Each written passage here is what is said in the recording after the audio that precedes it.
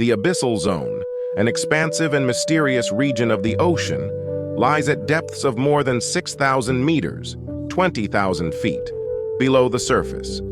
It is one of the most extreme environments on Earth, where life has evolved in the absence of light, under immense pressure, and in near-freezing temperatures.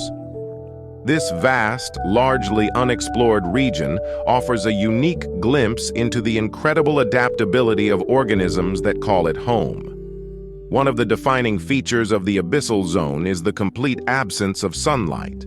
The sun's rays do not penetrate deeper than 1,000 meters, meaning that the abyssal zone exists in perpetual darkness.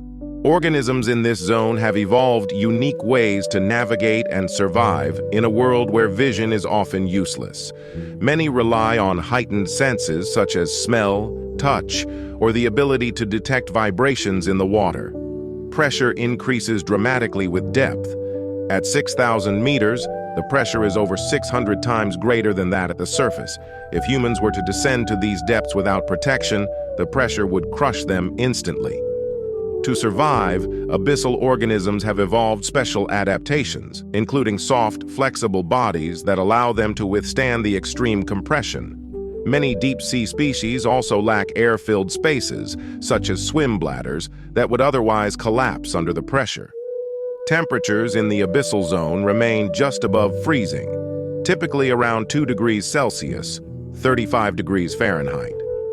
Life here must cope with the cold as well as the lack of sunlight. Many deep-sea organisms have evolved slower metabolisms, allowing them to conserve energy and survive with minimal food in this barren environment.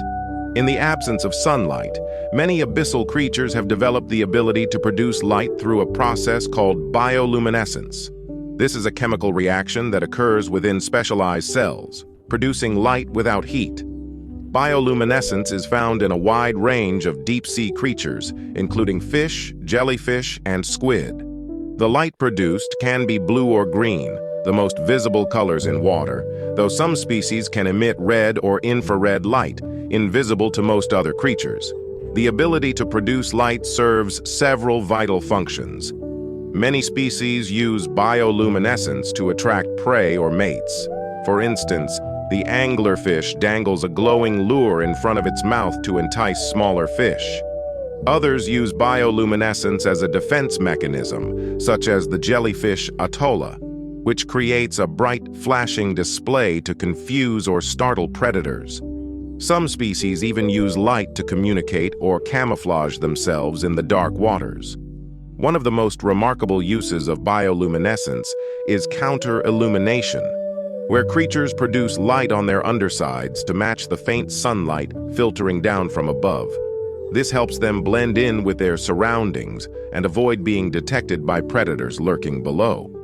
For example, the cookie-cutter shark uses counter-illumination to remain hidden from prey until it is close enough to attack. Creatures living at these depths have evolved soft, gelatinous bodies, which can easily withstand the immense pressures. Organisms like the Dumbo octopus and certain jellyfish have flexible structures that prevent them from being crushed. Fish such as the snailfish possess bodies that lack rigid bones, allowing them to thrive in the high-pressure environment. Some organisms have specialized proteins in their cells that stabilize their tissues and prevent damage under intense pressure. Since sunlight does not reach these depths, many abyssal species have no need for eyesight. Some animals, such as the blind shrimp, have completely lost their eyes over time, relying instead on other senses, such as detecting vibrations in the water or using highly sensitive chemical receptors to locate food and navigate their surroundings. Many deep-sea species exhibit what is known as deep-sea gigantism, a phenomenon where creatures grow to much larger sizes than their shallow water counterparts.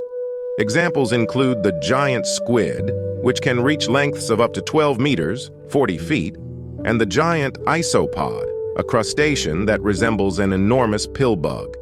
It is believed that this gigantism may be due to the cold temperatures and the scarcity of food, allowing species to grow slowly and live longer lives. In the otherwise barren abyssal plains, hydrothermal vents offer a surprising oasis of life.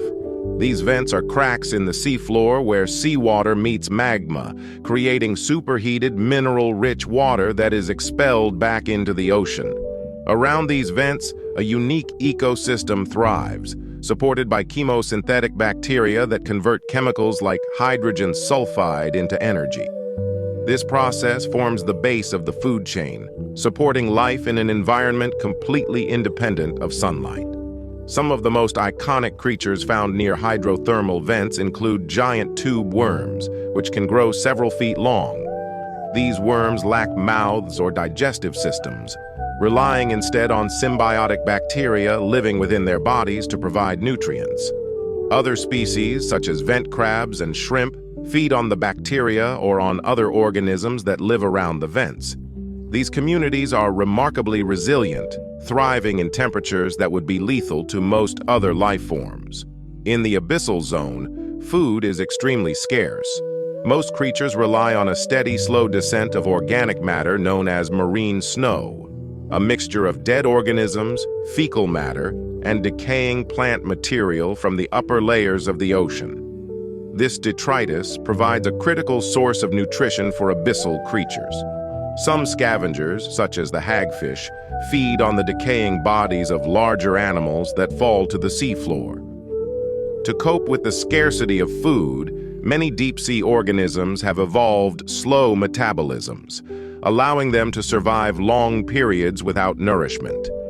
For example, the rat-tail fish can go months without eating. Some creatures, like the deep-sea amphipod, store fat reserves to sustain themselves during lean times.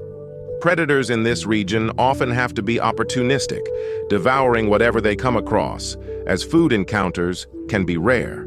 The abyssal zone remains one of the least explored parts of Earth, with vast areas still untouched by human observation.